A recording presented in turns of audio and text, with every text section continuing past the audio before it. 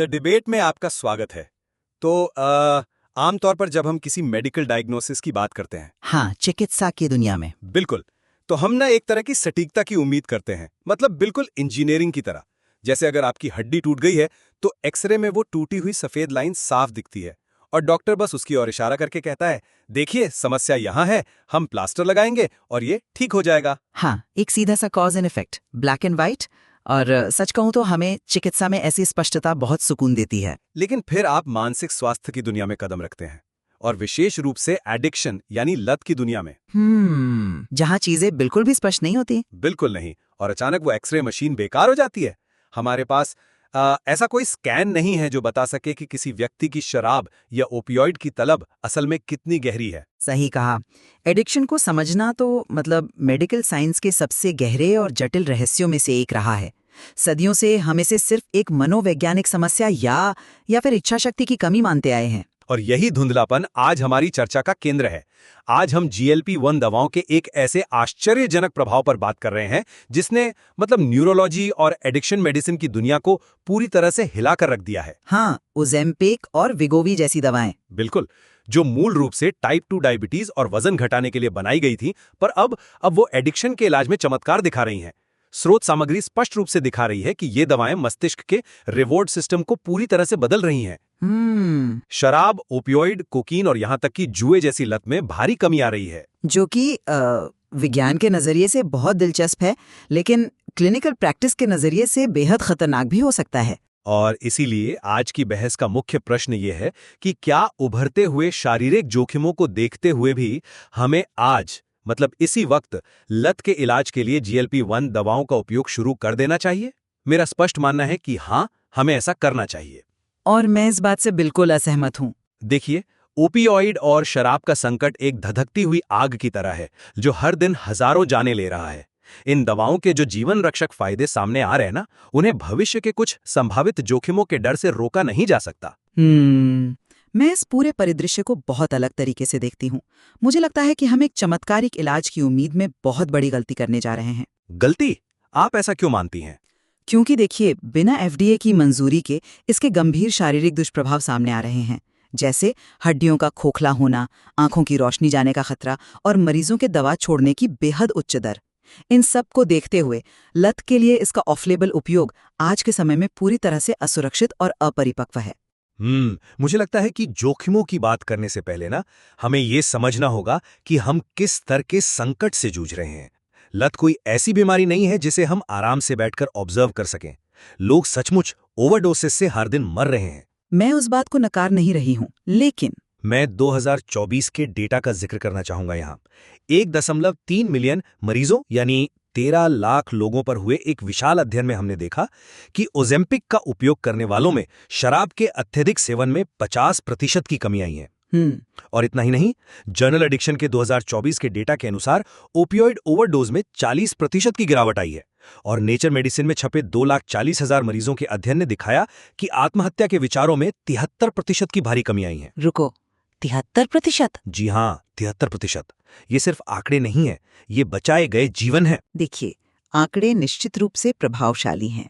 मैं इन आंकड़ों की सत्यता पर सवाल नहीं उठा रही हूँ, लेकिन मैं उस कीमत पर सवाल उठा रही हूँ जो मरीज अनजाने में चुका रहे हैं।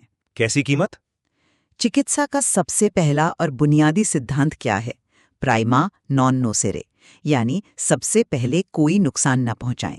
हम 2026 में बैठे हैं और FDA ने अभी तक इन दवाओं को एडिक्शन के लिए मंजूरी नहीं दी है। इसके पीछे एक बहुत ही ठोस कारण है। लेकिन क्या हम उस नुकसान की तुलना उस नुकसान से कर रहे हैं जो लत खुद कर रही है?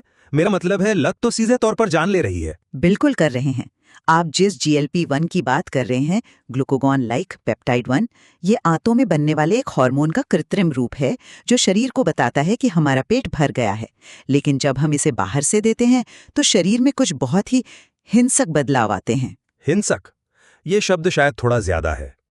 नहीं, जरा डेटा देखिए। डेटा दिखाता है कि 75% से ज्यादा मरीज 1 साल के भीतर ये दवा छोड़ देते हैं। 4 में से 1 मरीज भी इस पर नहीं टिक पाता।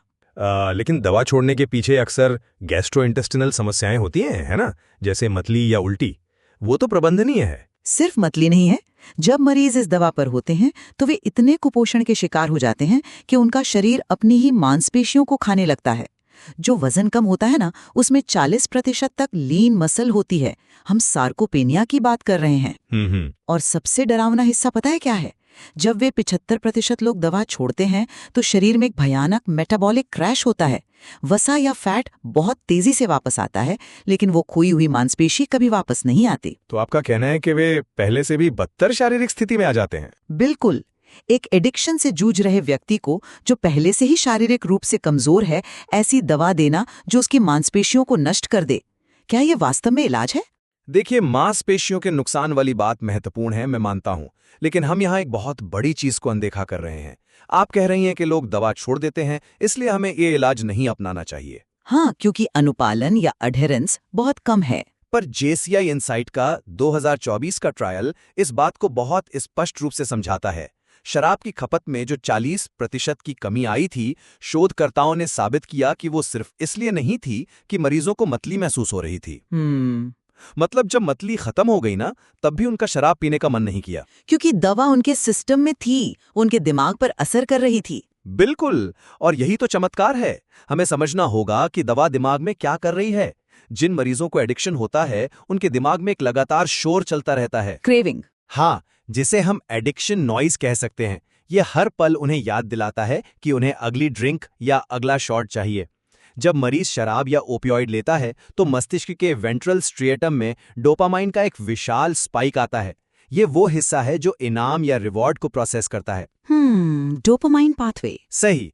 अब GLP-1 रिसेप्टर्स हमारे मस्तिष्क के न्यूक्लियस एक्यूम्बिन्स, जिसे आप तलब का इंजन कह सकते हैं, वहां जाकर उस डोपामाइन स्पाइक को ब्लॉक कर देते हैं। मैं समझ रही हूँ, लेकिन मरीज पहली बार कह रहे हैं कि उनके दिमाग का वो शोर शांत हो गया है। उन्हें अचानक शराब का स्वाद कड़वा लगने लगता है। क्या हम इस न्यूरोलॉजिकल चमत्कार को सिर्फ इसलिए छोड़ दें क्योंकि मरीज का कुछ वजन गलत तरीके से कम हो रहा है? ये एक चमत्कार की तरह लग सकता है, लेकिन जरा रुकिए, इसका मैकेनिज्म समझना जरूरी है। आपने खुद कहा कि डोपामाइन स्पाइक ब्लॉक हो जाता है। हाँ, पर डोपामाइन सिर्फ शराब या ड्रग्स के लिए नहीं है, ये जीवन जीने की प्रेरणा के लिए है, खुशी महसूस करने के लिए है। और जब वो 75% ड्रॉप आउट रेट वाली बात आती है ना, तो सोचिए क्या होता है।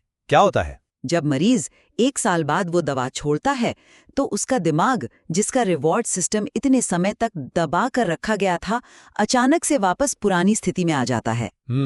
यदि मस्तिष्क में लत का चक्र उसी तेजी से वापस लौटता है और साथ ही शरीर में फैट भी वापस आता है, लेकिन मांसपेशियां नहीं, तो हमने उस मरीज को पहले से कहीं ज्यादा बुरी स्थिति में छोड़ दिया है।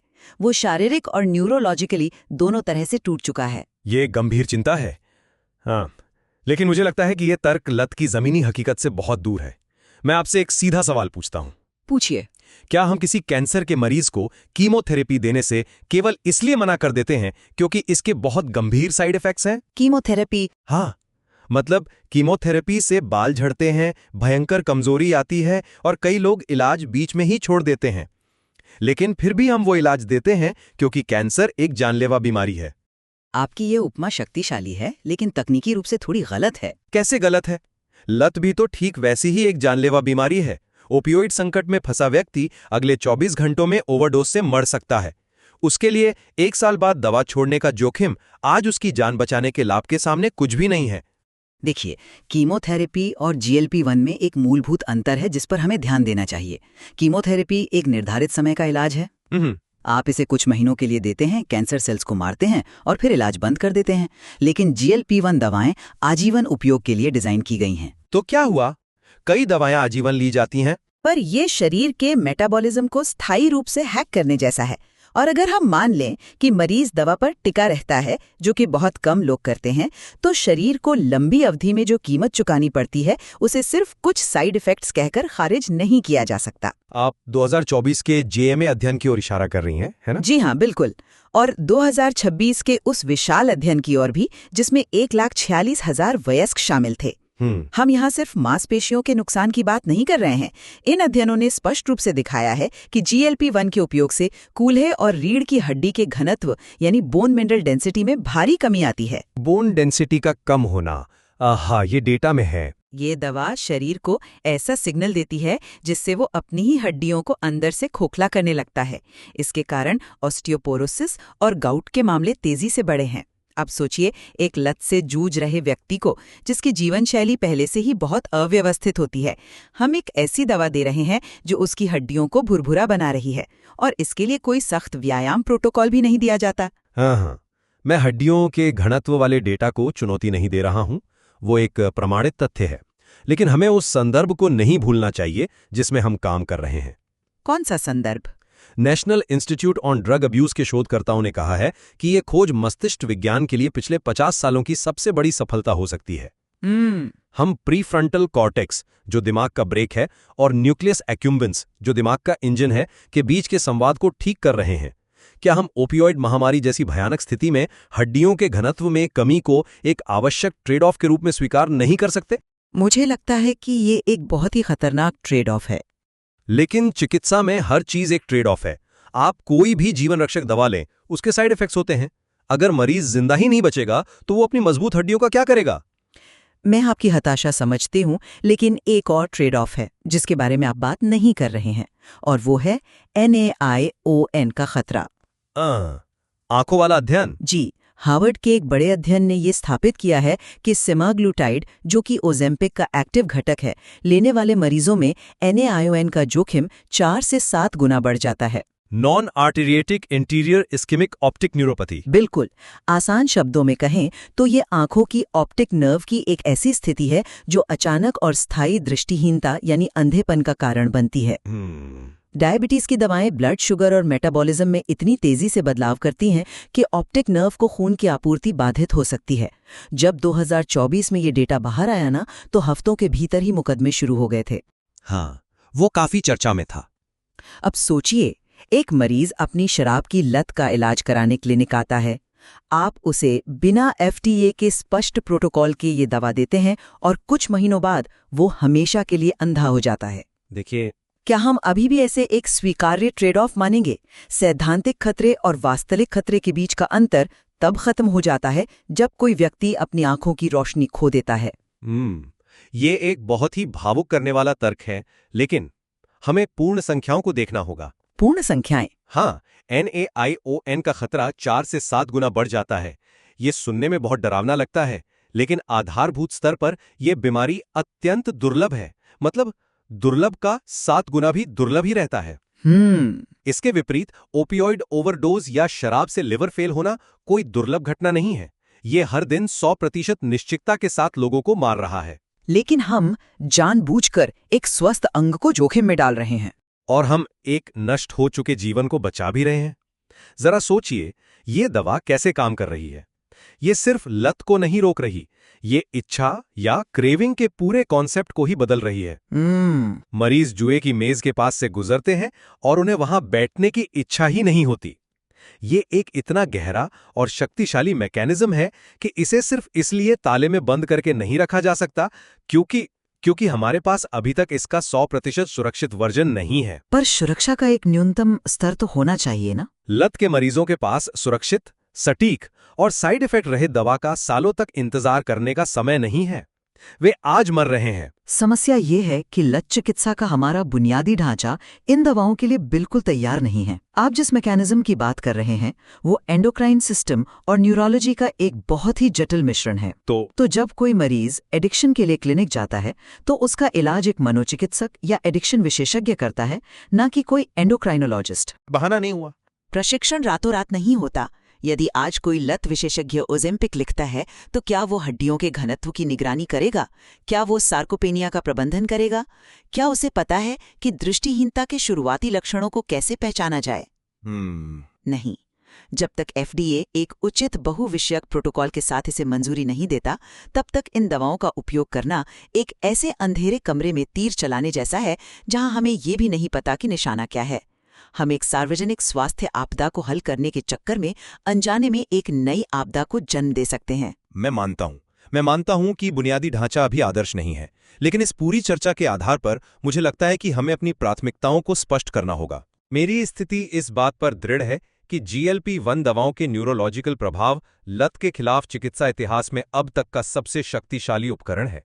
ये दवाएं मस्तिष्क के डोपामाइन संचालित रिवॉर्ड सिस्टम को उस तरह से शांत करती हैं जैसा आज तक कोई और दवा या थेरेपी नहीं कर पाई। वो एक पहलू है, हाँ। और इस अभूतपूर्व संकट को देखते हुए मेरा मानना है कि इन दवाओं का उपयोग आज ही होना चाहिए।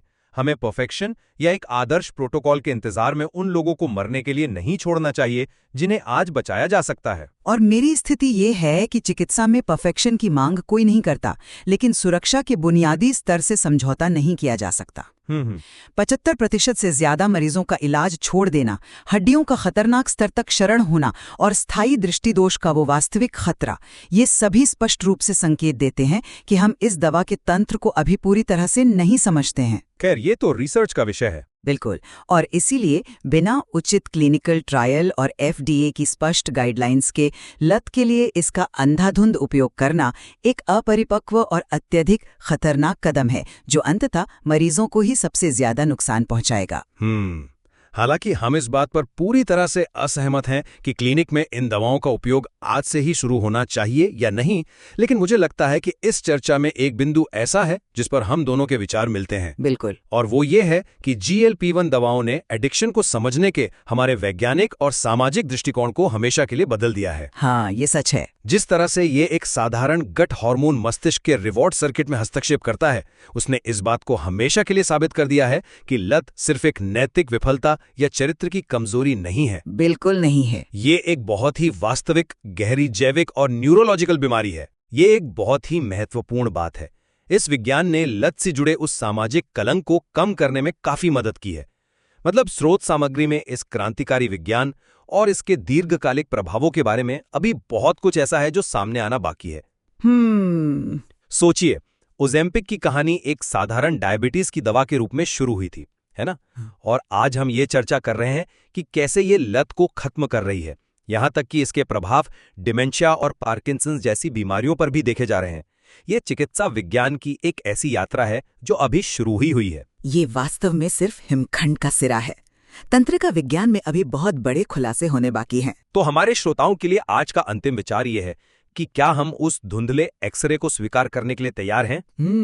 विश्व में चुकाई जाने वाली मांसपेशियों और हड्डियों की कीमत के लायक है? ये कोई ऐसा सवाल नहीं है जिसका जवाब आज ब्लैक एंड व्हाइट में दिया जा सके। बिल्कुल नहीं। ये एक ऐसा नैतिक और वैज्ञानिक सवाल है जो आने वाले कई सालों तक डॉक्टरों, मरीजों और शोधकर्ताओं को सोचने पर मजबूर करता रहेगा। द डिबेट में आज हमारे साथ जुड़ने के लिए बहुत बहुत धन्यवाद।